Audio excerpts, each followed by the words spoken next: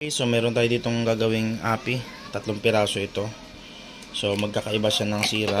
Okay, so yung isa, so may power siya, pero ito yung isa. So meron tayo ditong pang-testing na Honda. So tingnan natin kung magko-connect. Ayun, so ang sira ng isa ay connecting error.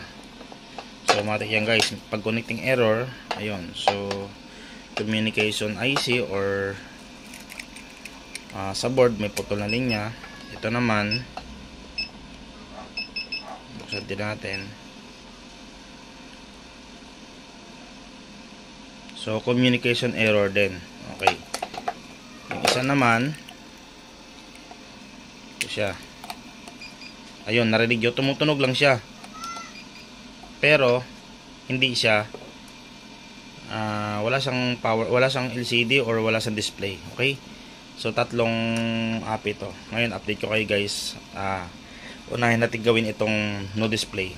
Okay, isang walang display, so binuksan ko siya. So ito nangyari guys, oh. Ayun, oh, putol lahat ng tawag yan, yung pinaka flex niya putol, wala na siya guys. Ayan. Okay, so try natin siyang i-revive kung kaya pa idugtong, pero pag hindi na talaga guys, papalitan tong buong LCD na to. Okay, so testing muna tayo ng bagong, o repair muna bago natin palitan ng bagong LCD. Update ko kayo guys. Naglagay na ako dito ng LCD na second hand kasi wala tayong stock ng brand new. So ito yung dati niya, hindi na talaga magawa ng paraan kasi gawa ng sobrang liit na ng mga pin plus. Ito po yung dulo guys, oh. Ayan, wala na siyang, ito to, wala na to. Ayan, putol na yan mismo. Ayan, itong sa dulo na to. And then ito, hindi na umaabot sa pin. Okay, so ngayon ito na yung bago natin palit na LCD, pero second na lang siya, galing din sa original. So nagtanggal lang tayo doon sa gumagana na LCD. Ngayon ito na siya. Ayun, so working na siya. Ngayon testing natin yung connecting nya. Ayan, halos okay naman. Tingnan natin yung, ayun, so gumagana. Ayan, may parameter, oh. So ibig sabihin working yung board nito. So wala siyang communication errors. Bukod lang doon sa dalawa kanina, yung dalawa na yun, communication error yun. So ito, good na ito. Tatanggalin ko na lang ito. Ayun yung parang lens nya, and then i-finishing ko na to. So naayos na natin yung isa, ito. Ngayon ito naman yung ayusin natin, yung connecting error. Okay, so bubuksan ulit natin tong ating ginagawa na ito, naka-unlock na rin. Okay guys, so yun, after na mapalitan natin ng dalawang parts na sunog, ayun guys, oh, ayun, pinatungo na doon, dalawa yan. Bali yung isa nyan, nakapatong yung malit, napakalit, yun, oh, ayan, napakalit na pyesa. So testingan natin. Okay, so punta tayo sa diagnostic, K-line, and then Honda. Pasok tayo dyan, tingnan natin kung may parameter na. Yun, so pasok na sa parameter. Yan, testing natin mag-reset.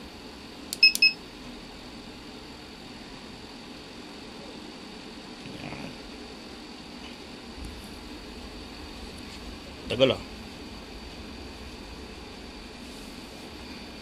Yun, complete. And then pasok tayo sa parameter. Yun, so okay na. So guys, yung parts sa pinalitan ko nandun sa kaloob-looban. Ayun, oh, ayun, nasa loob. Di lang, ayan, buksan ko ilaw. Ayun, ayun, oh, nasa loob yun. Ayun, may mga paa na yun. Ayun, yun. So okay na to guys. And then yung isa na lang natitira natin na communication error. Ayun, so mayroon pa tayong isa ditong gagawin. At magla-lunch time muna tayo dahil alas 12 na dito. So testing. Ito yung isa. Ang problema nito, off ko muna yung ilaw. K-line.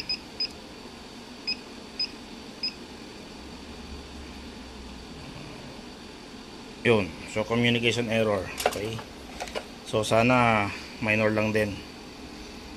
So available pa tayo ng mga parts nito guys. Baka mayroon kayong mga gatong API, so pwede kayong kumontak sa akin para ma-repair. Okay, So, nabuksan ko na yung board yung pinakalas kong gagawin.